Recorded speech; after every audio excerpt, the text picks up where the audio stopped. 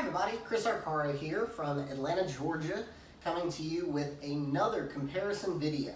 I thought a good way to celebrate Mo Monday today would be to do a comparison of two of my favorite symmetric balls that are in my bag right now.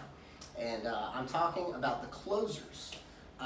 They are both symmetric, they have dynamic core, they just, for me, really are the benchmark balls that I use a lot. Being a higher rev rate and not liking to go left as quick, I really like these bowling balls because they're smooth, they blend the pattern well. I was a fan of the old Black Ridiculous, and the closer is just really, really similar to it. That was kind of what they said when it came out, and I see the same thing out of it. So both of them, the numbers on them are 254050 for the core in these. And the closer has the AI39 cover, which was used on the Squatch Solid. It's 500 3000 Sierra micropad, and the closer Pearl is a A39 Pearl Reactive, which was similar to the original Squatch, which I really liked. I think the core in these makes them a little bit smoother for me, and maybe a little bit more. So when there's a little bit more volume of oil, I can still throw these without having to get into asymmetrics if I want to keep my angles shallower. A lot of the shapes that I see with these are very clean, very round, very continuous. The Pearl is obviously a little cleaner and a little more angular, but both of them work off of each other very, very well.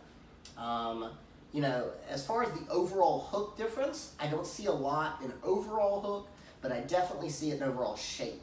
The closer Solid, the original one, is much more front to back. It's much earlier and smoother, and it blends the pattern out for the fresher patterns. When that one starts being a little bit too much up front, I get into my closer Pearl, and it seems to be a little bit more continuous, and I can open my angles up a little bit better with that one. Mainly I use these for the bridge between the big, slower bowling balls into the more whippier bowling balls, like my jab and my uppercut. These are great symmetric benchmarks to either start with at the beginning of the block on the medium patterns, or they're a great bridge in between your really angular symmetrics and your, maybe your rounder asymmetrics like the prisms or the results. So I think these are some wonderful benchmark bowling balls. I'll show you the layouts that I've got on these. This one is just a basic, it's probably like 50 by 4 3/4 by 50, somewhere around there. This one, I'm actually not sure the numbers on. It was a match layout from one of my friends. He recommended it, and I love it. So I'll put in the comments when I get in the shop tomorrow. I'll remeasure it, and I'll get some numbers for you for these comparisons. But these are the two balls that you're going to see in the videos here in a minute. And I'll throw a couple shots, and I just want to really enforce how well they go off of each other. So, so check out the videos, see the different shapes, and as always, if you are interested in getting any of these balls, please contact me, contact anybody else at the Striking Results shops, and we will be able to get you set up. So thanks for tuning in, everybody. Hopefully you will go get a closer or a closer Pearl here very soon when the bowling alleys open back up. And if you have any questions, as always, please reach out to me. Happy Mo Monday, everybody. Have a good one. Okay, so the first ball up is going to be the Solid closer.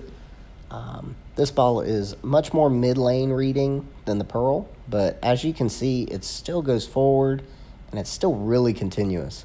This next shot I get in a little bit, and most stuff would just hook over, and this one still tries to hold on with the spinning dynamic core pin. And then the last one, I think I made a 2-in-1 off of that last shot, and you can see the 10-pin kick out.